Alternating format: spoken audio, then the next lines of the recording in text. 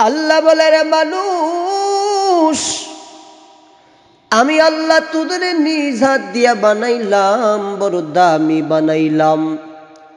আমি আল্লাহ কত মাখলুকাত বানাইলাম, এগুলোরে নিজ হাত দিয়া বানাই নাই।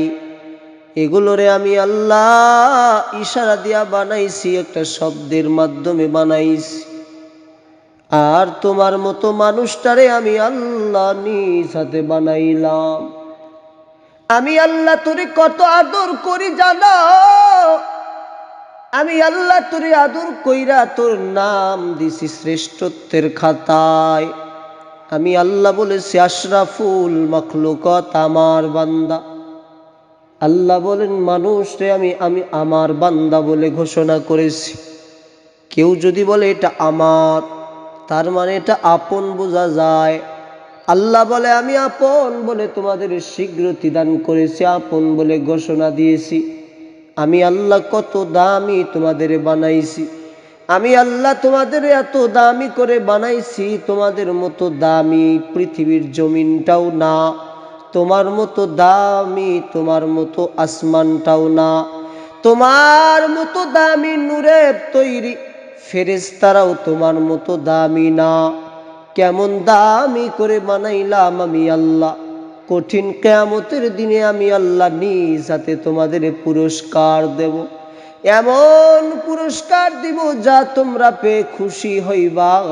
কিন্তু আমি আল্লাহর নাফরমানি করলে আমি আল্লাহ তোমাদের নিকৃষ্ট বানায়া দেব।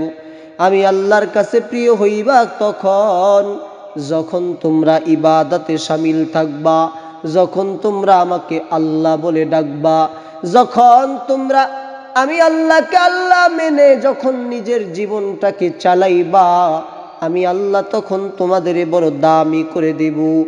আর যখন দেখব তোমরা আমি আল্লাহকে ভুলিয়া নাফরমানিতে ব্যস্ত হয়ে গেছ, আমি আল্লাহকে ভুলিয়া যখন দুনিয়ার নাফরমানি শুরু করেছ, আমি আল্লাহকে ভুলিয়া দুনিয়ার মানুষকে নিয়ে পাগল পারা হয়ে গেছ, দুনিয়ার আদর্শ মানতে শুরু করেছ, রাসূলুল্লাহর আদর্শকে ছেড়ে দিয়েছ, তখন আমি আল্লাহ তোমাদের উপরে আযাব আর গজব দিব। শুধু আযাব আর গজব দেব না, আমি আল্লাহ তোমাদের মুনাফিক এবং কাফিরদের মতো বানায়া দেব। আমি আল্লাহ তোমাদেরকে জাহান্নামের তলদেশে পৌঁছাইয়া দেব। আর যদি ইবাদত করো, তোমরা হবা শ্রেষ্ঠ জাতি আমি আল্লাহর কাছে। আমি আল্লাহ তোমাদের 10টা পৃথিবীর সমান একটা জান্নাত দেব, তাও আবার ছোট জান্নাত। বিশাল বড় জান্নাত তোমাদেরকে উপহার দিয়া আমি আল্লাহ অনন্ত কালের মতো হায়াত দিয়া দেব। এই সব কিছু যদি পেতে চাও, আমি আল্লাহর গোলামি আর দাসত্বের মধ্যে মেতে যাও।